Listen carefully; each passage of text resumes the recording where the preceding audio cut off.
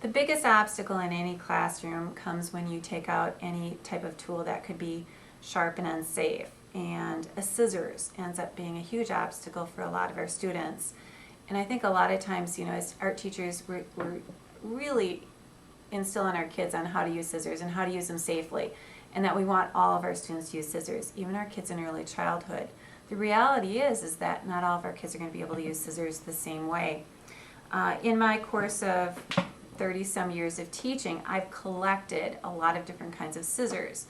And the idea of using, this would be for the student that has the large hands. And in middle school, we have kids with large hands and small hands.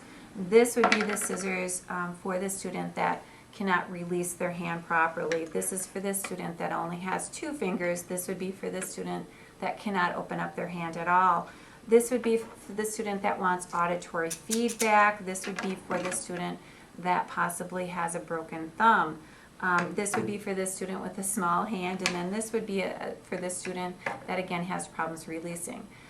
In the course of collecting scissors, I finally decided that probably it was best to come up with another type of scissors that would address all the students. And again, the idea is universal design.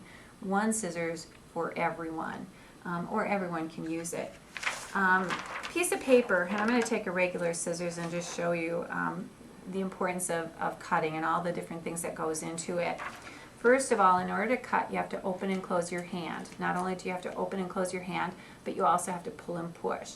To understand the physics of cutting is going to be important to understand the importance of the tool that you're working with. Not only do you have to have one hand that opens and closes, pushes and pulls, and holds it perpendicular to the paper, you need a second hand to hold the paper.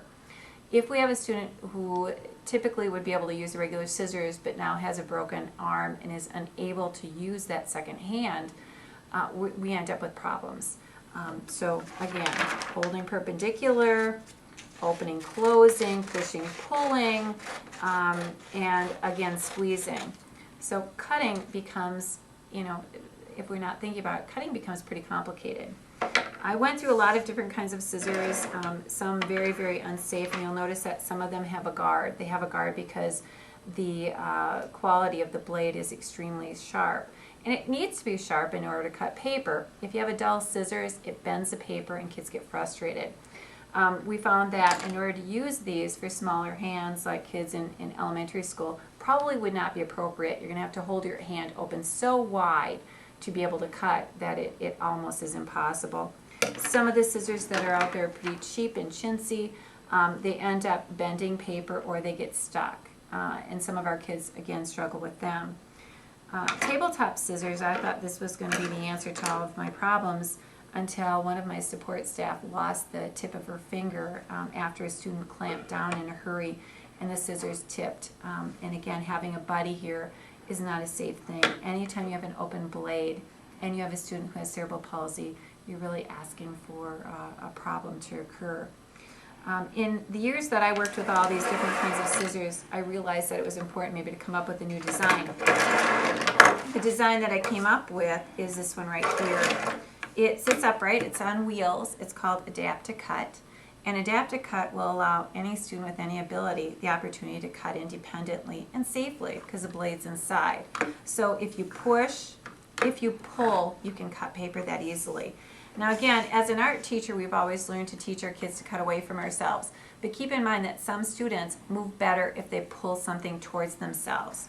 I have several students that work much, much better if they can pull something towards themselves.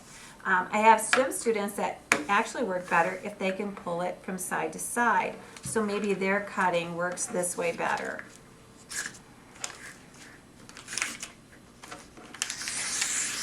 And again, cutting from side to side. Or maybe it is about pushing away from yourself.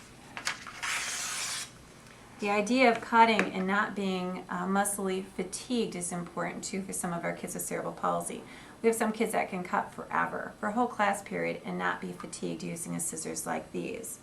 If we have a student who does not have use of both arms, we may include my second tool, the second tool that I designed, and this is called Adapt to Hold. Now Adapt to Hold is pretty wonderful because it becomes that second hand, and you saw me struggling a little bit holding the paper and trying to cut from side to side. not the way that I normally would cut. I would either cut away or towards myself. Now this is going to allow me to cut, and I'm going to cut on the wrong side of this so you can see how easy it is. All I need is fingers on the inside part of this cutter, and I pull from side to side, and I can actually cut with one finger. Really a nice way to cut. And again, if I tipped it this way, I can also push. Universal design, allowing anybody with any ability to do the same thing. Using a scissors, you have to have fingers. You have to use hands.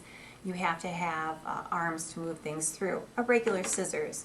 A scissors like this that's designed for universal purposes for any age, any ability, is going to allow anyone to cut independently.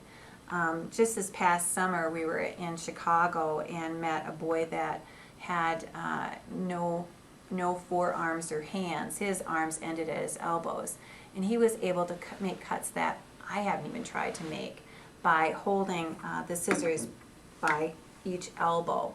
And as he motored it through, he ended up cutting up probably a half a ream of my paper. He did have to use the holder in conjunction with it. Yep.